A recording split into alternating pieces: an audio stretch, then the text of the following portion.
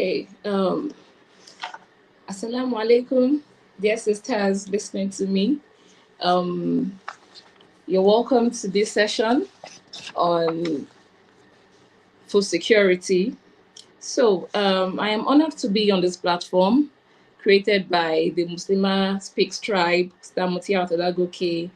I was invited here to be able to discuss with my fellow women regarding feeding the nation, food security, and our strategic roles as Muslim women in contributing to food security in our society, in our household, in the global economy at large. So please, I want to know if everyone is hearing me before I proceed. Please, I would like to know if I am audible. Okay. Okay, so thank you. So, my name is Taibat. My name is Taibat Abiodun Oguni. I'm the founder of Mama Ologi Foods.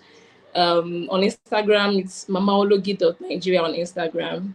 It's a food processing company. We process fermented cereals, aka pap, for families, for children.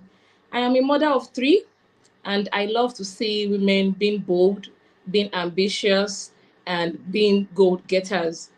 So, once again, I want to appreciate Stamotea for creating this platform, for giving women the platform to be able to speak, to be able to learn how to speak, to be able to contribute their own knowledge to the society, to be able to learn, to be able to have direct and indirect impact into their households and to the community. I say a big I'm really I really appreciate Sister Mutia for creating this, and you are really contributing your own quota to the sustainable development goals, and that's a very big thumbs up to you. So now let's talk about food security. What is food security? Before we even start thinking about what is as a Muslim woman, what is your role in what how do you contribute to food security? So food security is the state of having secure and sustainable access to sufficient food for an active and healthy life. So I want us to take note of some things there. Number one, there has to be a secure access and there has to be sustainable access. So this is not even about me being a Muslim or um, me being a woman. It's about every human being around us. It's about our community. It's about our household now. It's about every other person, the normal person on the street, the children on the street, the people in distress. How can they be able to have secure access and sustainable access to sufficient food for an active and healthy life before we can now even talk about how we can also contribute. So now I would break down secure access and sustainable access. When we mean secure, it means safe. So safe, I would break it into two things.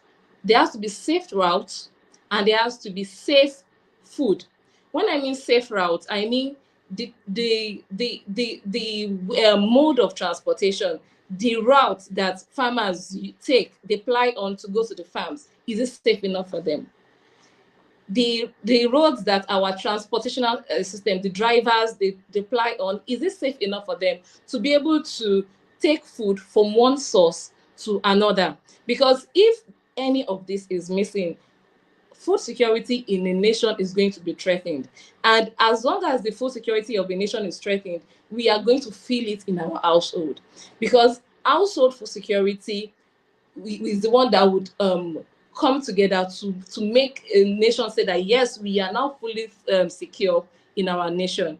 So, number one, I've talked about access. We have two, we have safe routes and safe food.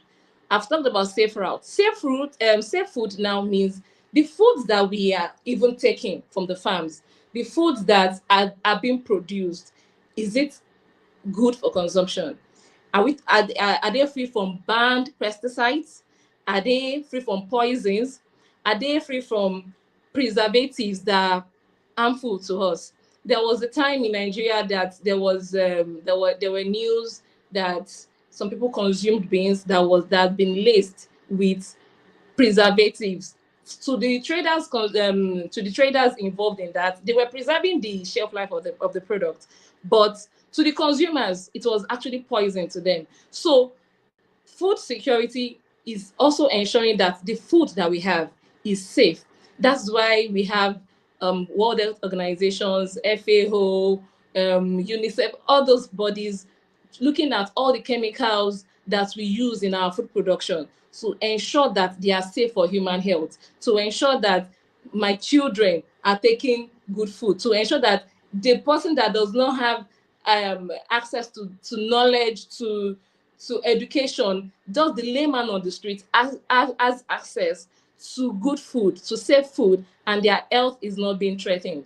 Because someone that is not even earning enough, how can that person be able to get good treatment when they have consumed poisonous food? So now we have talked about secure access. Now let's talk about sustainable access. Remember, let's go to the definition. Food security is the state of having secure access and sustainable access to sufficient food. So let's talk about sustainable access. I've broken down sustainable access into four. So number one, availability. Is the food even available when you go to the market and you want to buy beans? You are into food, you process beans into maybe akara chips. When you get to the market, do you have access to, is the raw material even available? You want to cook in your household, is it even available in the market? So number one, availability. Number two, ability to purchase. So now here we're talking about our purchasing power. um According to research, it's been realized that the family households with lower incomes are more impacted with food insecurity, because the lower your income, the lower your purchasing power. So it means that you would not be able to get food for your family. And even if you're able to get food for your family, there's a likelihood that you are going for a substandard product, you are going for a less nutritious product than a highly nutritious product that your family actually needs as their basic nutritional requirements for the day. So, ability to purchase, your purchasing power is very, very important. The individual purchasing power of individuals, the purchasing power of individuals in the nation contributes to the food security of that particular nation. So if as a nation you have created policies to be able to make food available, but the people that are supposed to buy this food, they don't have the capacity to be able to buy this food, then there's still a long way to go. So that's why, as I am talking, we'll be talking about household. We'll be talking about how we can ensure there's food security in our household. And especially as women, we are more family oriented. We want to ensure that our children eat good food. We want to ensure that we are able to take care of the needy around us. And that's the kind of mercy Allah has put in we women. Then the third point here is ability to produce.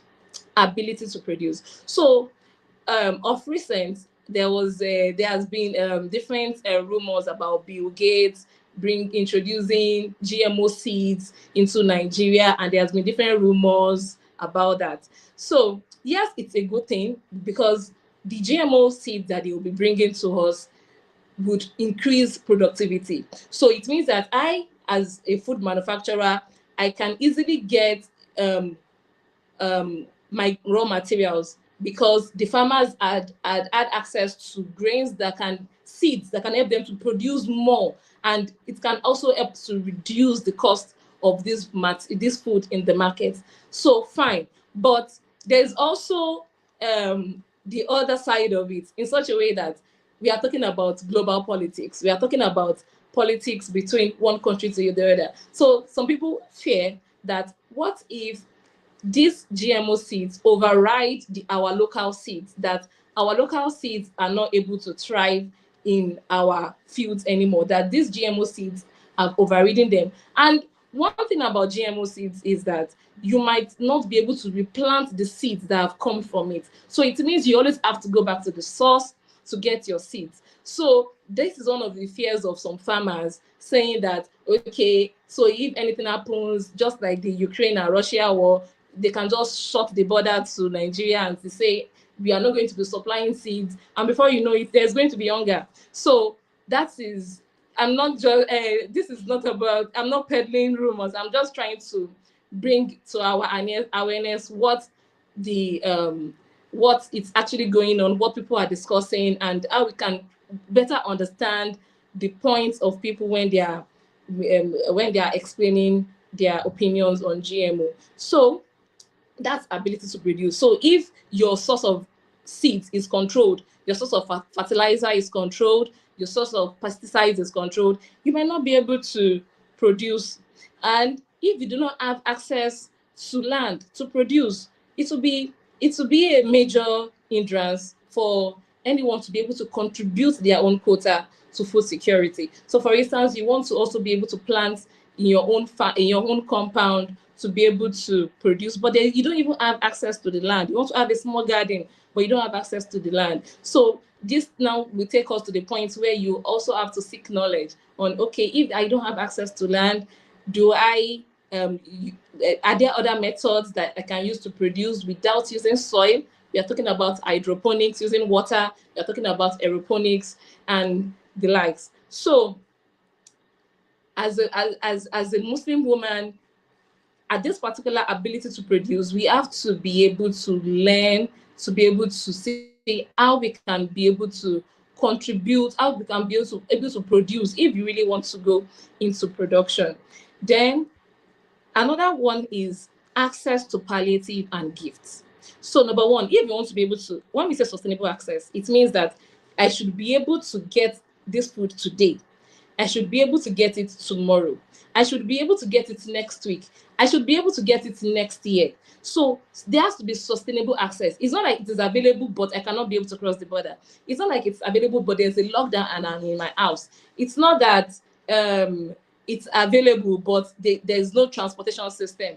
So there has to be sustainable access. Or it's not that there's even all these things are available. The money to buy them is available. The funds, the road to access this food is available. But from on the farms, these crops have maybe been destroyed by pests or something else, and they are not just available for use. So that's why it's taking us to another point here: access to palliative and food gifts. So not in our society, it's not everybody that has the ability to produce. It's not everybody that has the ability to purchase. There are some people that all they can get is via palliatives and food gifts. So using our brothers and sisters in Gaza, for instance, there are so many NGOs now that are coming together to be able to supply food to them because they are not in the right state of mind to be able to produce.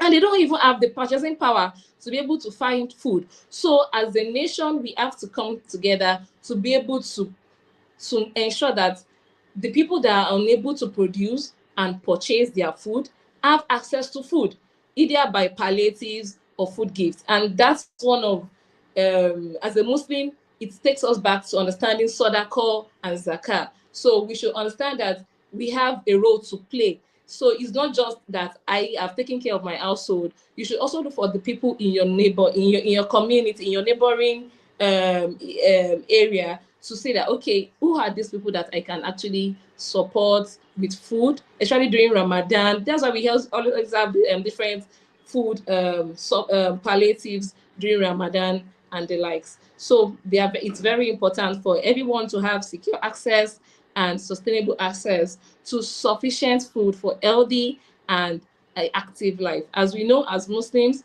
we are being enjoined to eat what is good. We have been enjoyed to eat what is good. So now I want to use mamology as a case study because I've been discussing about food security and it's going to be looking so far-fetched. So let me use my brand as a case study. Around 2 years ago, that was 2023, when Emefiele created this policy that said we would not be able to, that he's going to cancel the old notes and we'll be using the new notes, that was a major hit for food manufacturers, because at that particular time, before that time, we were procuring a bag of maize around 22,000 naira, 25,000 naira, just because of that policy, which resulted to the fact that for you to be able to get 20,000 naira, you must pay the POS person 2,000 naira as their own profit for them to be able to give you 20,000 naira, and that actually had a ripple effect in every aspect of the society, down to the dining table of your house. Even the person that does not know about why Emefiele has done what he has done, they felt the heat of that policy, because that it was during that period food manufacturers really understand the fact that the traders that go into the farms to get our food supplies, they buy with cash. In Nigeria, we still have this. Not everybody is still digitalized, especially when it comes to finance, when it comes to payments. So in the rural areas, they deal with cash. They don't do transfer. So during that period when there was no supply of cash that traders could buy goods with, there was actually a whole lot of problem, because even if they had access to the cash, they were paying more.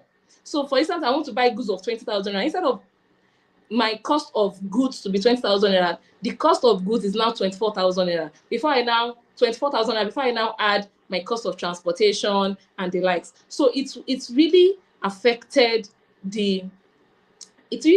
price hike, that from that particular period, there was every week when we wanted to make purchase of raw materials, the following week we had 35,000, then 45,000, then 55,000, up to the point that we're buying grains for over 100,000 naira all within a year.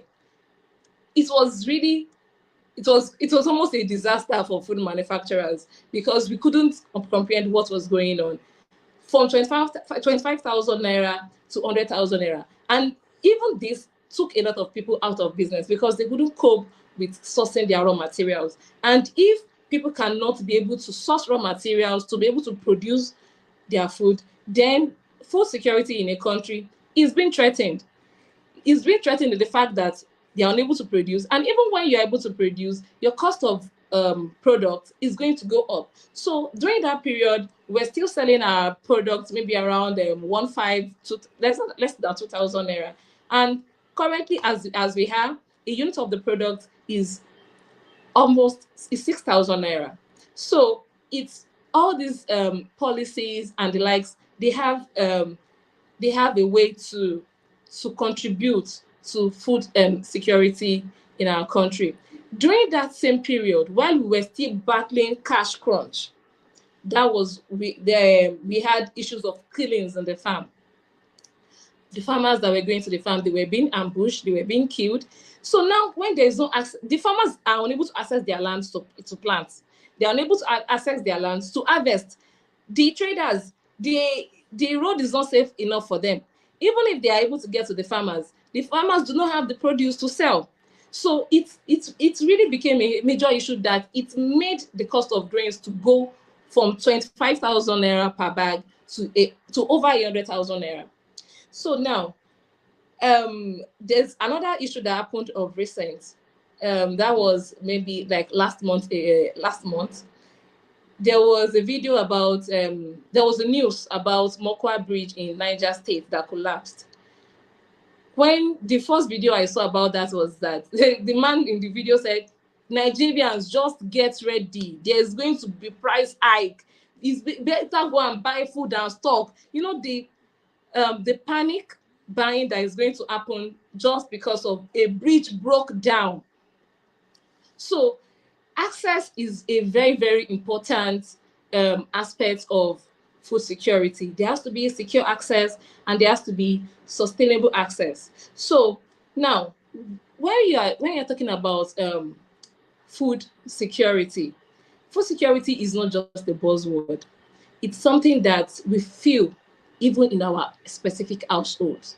Even as women, we feel them, even though we might not have the right word for it. Food security eats each and every one of us. Today, dollar is 600 naira, and tomorrow dollar has gone up to 1,000. Before you know it, 2,000 naira. 10 years ago, we were getting Titus fish a kilo for around 600 naira, but today a kilo of Titus fish is 7,000 naira. Please make it make sense. So 10 years ago, somebody that was earning 60,000 naira, if that person was not intentional about increasing their income, it means that that person would not be able to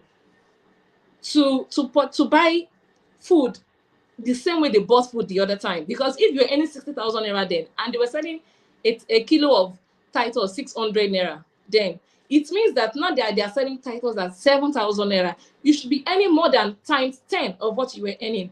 And if we are to be truthful, let us ask ourselves, how many people have actually been able to 10x their income between that period and today? Just look at, okay, let us use teachers for example. A teacher that was earning 60,000, is it possible that that teacher is earning 600,000 naira today? So the rate at which the cost of production, cost of foods have gone up, the rate at which inflation has happened, it's not commensurate with the rate at which earning powers has also increased.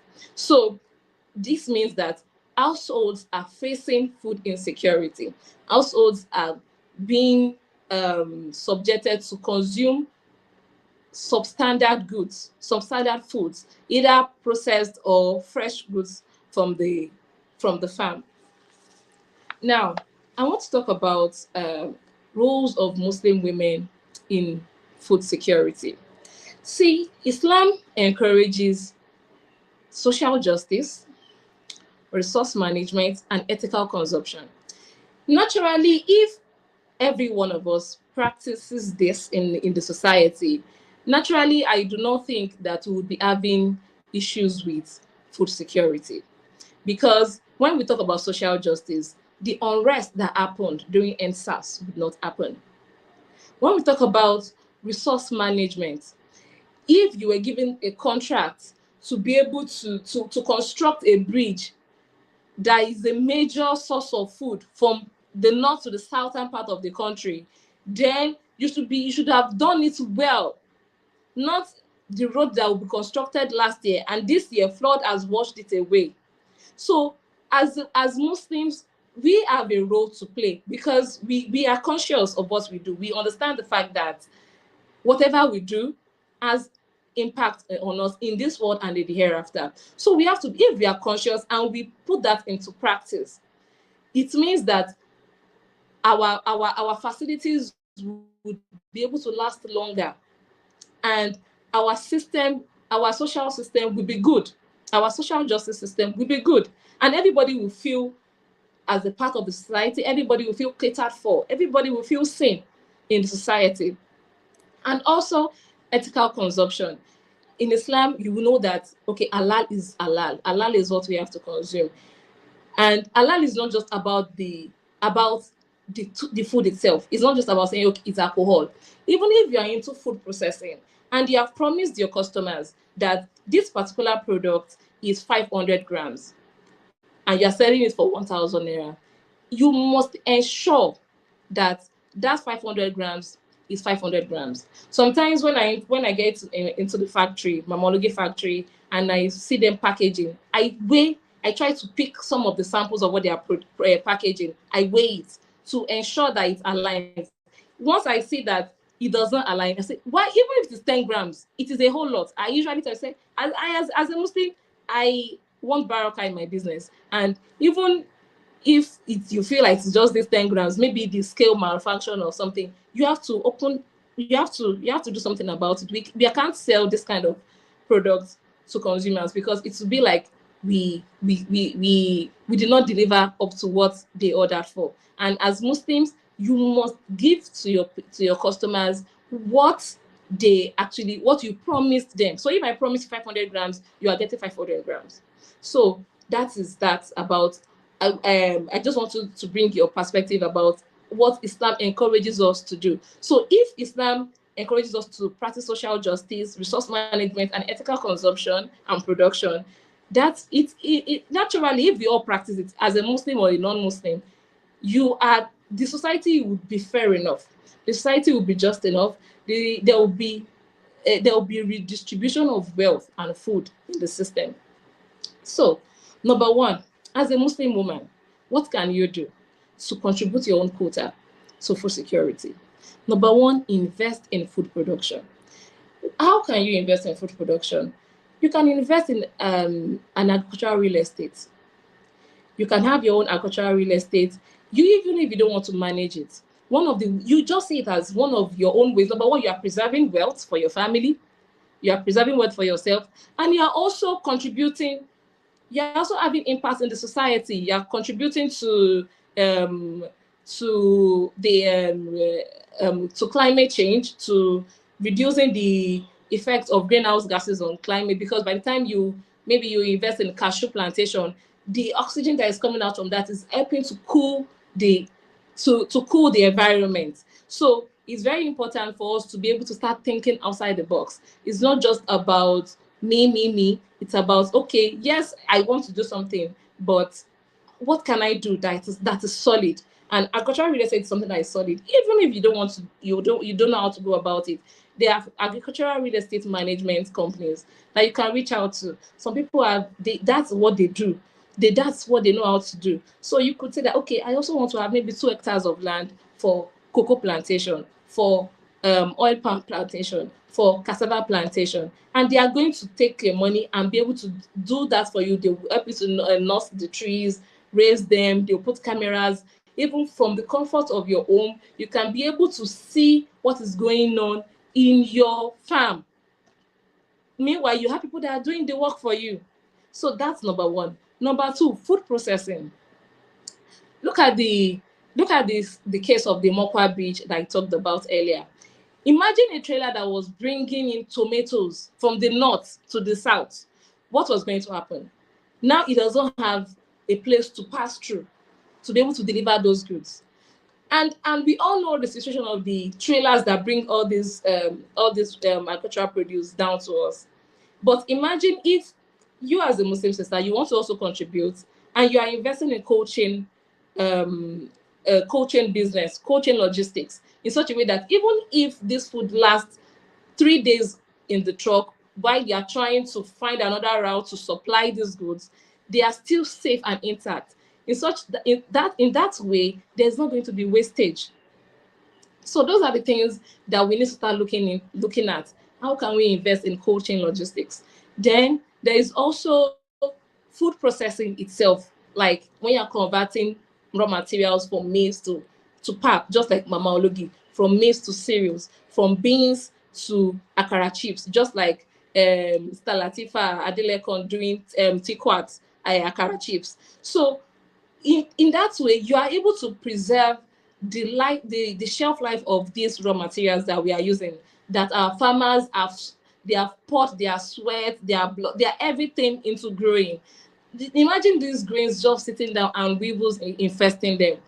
They would not be useful to you, to the customers. They will not be useful to the nation at large. So we have to look for ways to process our raw materials from that raw stage to a semi-finished or a finished stage, in such a way that they can last longer and we can be able to preserve our wealth. So also, another way you can do this is gardening. There are different videos online talking about how to plant yam in your compound using sacks.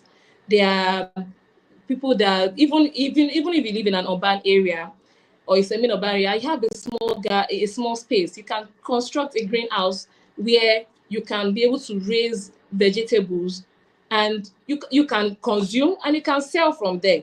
So if access to land is not only doesn't have to affect you if you want to be able to go into garden. There are some people that in their compounds and I know some of us on this life can testify to that. There's people that if you want to use bitter leaf, there's a particular woman on your street that has planted a bitter leaf, the bitter leaf tree, that you can go and get bitter leaves from. That woman, one way or the other, is contributing her own quota to food security, because the day that you'll not be able to go to my 12, maybe because of there's a lockdown, because of there's COVID, and you want to cook vegetable soup and you need bitter leaf, there's somebody at your backyard that has it, that you can easily get some from. So gardening is very, very important. If we can, let us do it, and we can also bring our children into it. Number two, I want to say that we should ensure management of food resources wherever you are. As the woman in the household, you should ensure that there's no wastage in your family. You should ensure that food is being consumed well. So if you know that in my family we consume just 2 cups of rice, don't prepare 3 cups and end up wasting the remaining 1 cup. So let us practice food management. And if you are in any government parastatal, ensure that you are also bringing in your best to ensure that resources are being managed well, so that there will not be too much pressure on the food that we have as a nation. Allah said in Surah to Araf, Surah 7, verse 31, O children of Adam, dress properly whenever you are at worship, eat and drink, but do not waste. Surely He does not like the wasteful. So this is very clear. Allah does not like us to waste. So we have to be prudent. We have to be good managers of Allah's resources. Another point I want to bring, another role for you that you can use to contribute is earning or increasing your income. You have to be, as a woman, there are periods in your family that you have to be able to contribute to the food security in your household. You have to be able to contribute, because if you have a baby and you want to give that child good food, you must be able to provide money. Or maybe even if you are producing, there are still some things that you want to provide for your children. And also the elderly. You're talking about your parents. You're talking about the elderly, the needy on the streets. So if you are not earning, if you are not looking for ways to increase your income, just like the earlier example I talked about, somebody earning 60,000 naira 10 years ago, does that person, most of those people might not be able to earn 600,000 naira today. Check well. So many of them might still be earning below 200,000 naira, because there's no distribution of wealth in our society. There's no policy that encourages redistribution of wealth. So individually, we have to be able to do what we can to increase our own earning potentials. So when we have platforms like this, that Stamotea, the Muslimah 3 Speaks Tribe has created, we should be able to attend these conferences, these seminars, this summit, to be able to increase our awareness, to be able to broaden our knowledge, to be able to broaden our perspectives, and to be able to increase our earning potentials, so that we can also be able to take care of our household, because our children are our responsibilities. If your husband is not available, are you telling me that your children are going to go hungry? So it's something that we should really, really look into. In Surah An-Najm, that's Surah 53, verse 39, Allah said, and that there is not for man except that for which he strives. So food is not going to fall on your laps. Food is not going to fall on your laps. So you must find ways to work so that you can earn, so that you can be able to provide for yourself, and Allah will put barakah in it. Another key role that Muslim women have to contribute to food security in our society is raising good children. You raise them to become the solutions that we want to see in our country. For instance, there was a day I and my second child is 6 years old. We were walking on the street. He was taking maybe biscuit or something, and After consuming it, he just dropped it. Now that is a very teachable moment for everyone. I told him, go back, go and pick it and put it in the dustbin. And I didn't stop there. I told him, you have to be a good citizen of Nigeria, because we are talking about waste management, we are talking about flood, we are talking about different things. So when all these things, conversations are going, we think we are not contributing to it. One way or the other, you are contributing to it. In your silence, you're also contributing to it. In your not bringing all these things to the awareness of your children, you're contributing to it. So he was even surprised, like, go and pick it up. Yeah, look for a nearby dustbin. He had to go back to maybe 2 houses behind us to go and get that dustbin to trash it.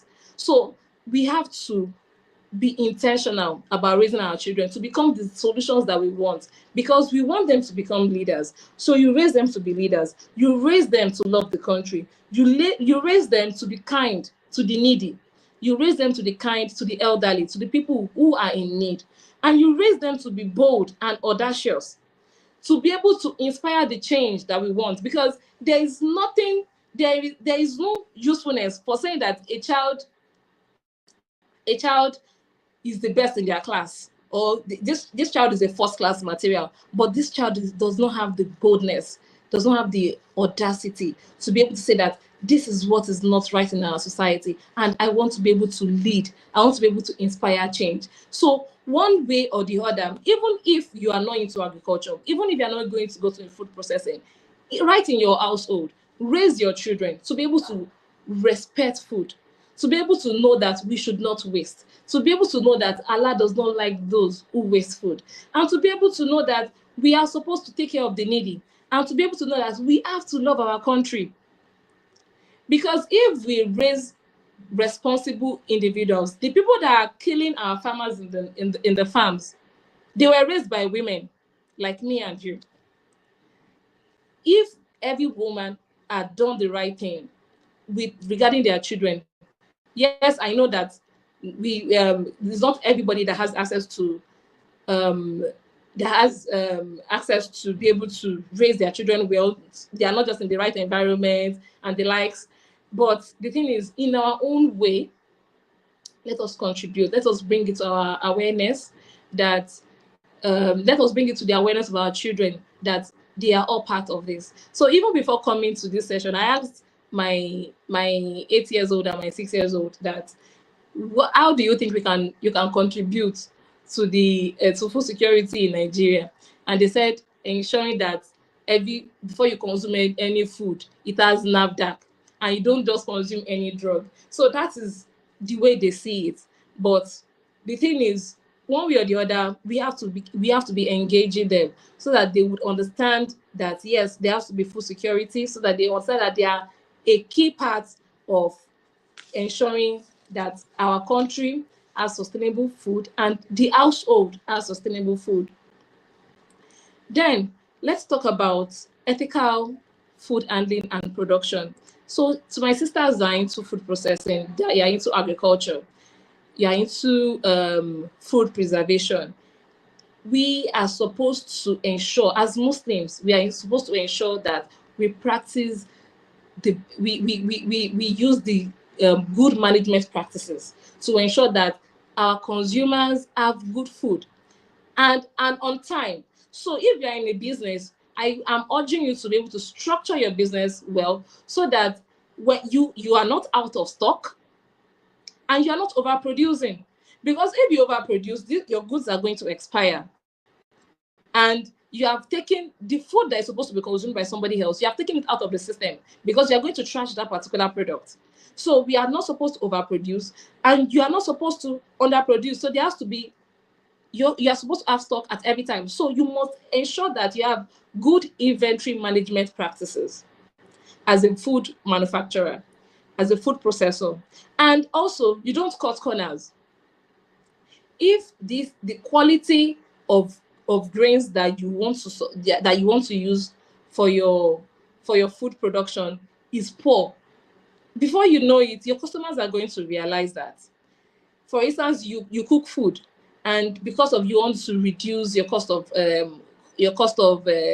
goods, instead of buying high quality grains like beans, for instance, you cook ewa going, Instead of using high quality beans that is free from weevil, free from chemicals, you went to get heavily infested beans that your customers will be saying weevils to be picking one by one. You're going to lose the customers. You're going to lose sales. So we have to look about. We have to sit down to look at how, in our own way, how are we contributing to food security.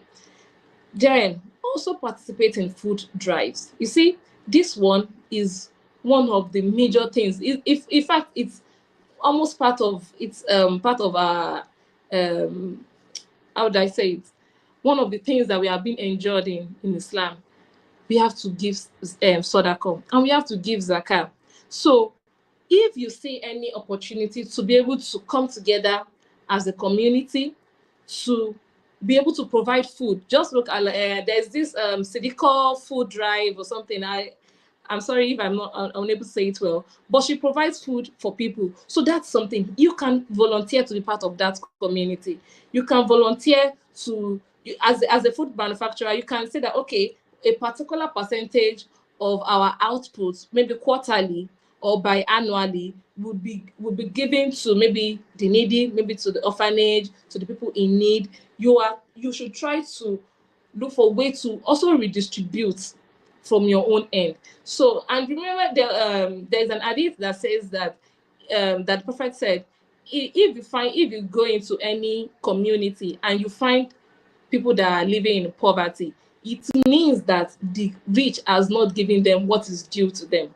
I am not a scholar. I'm just trying to say what I know about that. So it means that the rich people and the wealthy people in that community have not given what is due to the people in their community. So we have to be intentional about giving back. We have to be intentional because it is in the giving back that we are going to be achieving redistribution of wealth and of food. Then, to my last point, as a Muslim woman, what can you do to contribute to food security in your household and in the household of others? When we're talking about the household of others, that's the community that you are in. It's about building a business that can employ others, and not just employ others, pay them well, so that you are also solving food insecurity, the problem of food insecurity in their household too. So when you're thinking about your business, it's not just, you should not think of it's just let me just do it by myself. You're number one, you're going to be burnt out. You're going to be burnt out, and by the time you're burnt out and you're tired and you leave that ecosystem, then the gap will be there. So we want you to grow. You should be able to invest in the knowledge that would require you to be able to build the right structure, the right infrastructure, the right system, bring in the right people into your business, into your organization, in such a way that you can be able to pay them well, and by so doing, you'd be able to achieve food security in you'll be able to contribute to food security in their own household too. So I hope I have been able to explain to you how you can be able to contribute to food security in your own way. Whether you are interested in food production, in agriculture, anything that you are doing, how you can be able to contribute to food security of others in your household and outside your household, so that globally we can be able to achieve one of the SDG goals, which is food security. Another one is zero hunger in the entire planet. So globally, it's a major issue. Over 800 million people are facing food insecurity, and it means that one way or the other, we all must find a way to ensure that we contribute to the lives of others by ensuring that there's safe food and there is sustainable food for them.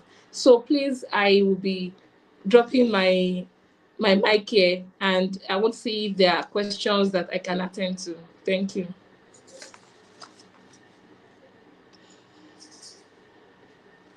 So, Muslimas Speak Tribe. Any questions that I need to attend to?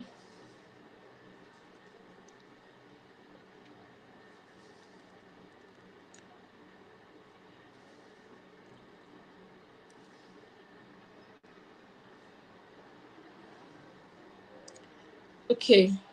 So thank you for having me. I am really grateful, and I want to say a big kudos to Muslimah Speaks Tribe for creating this platform. Thank you. Okay.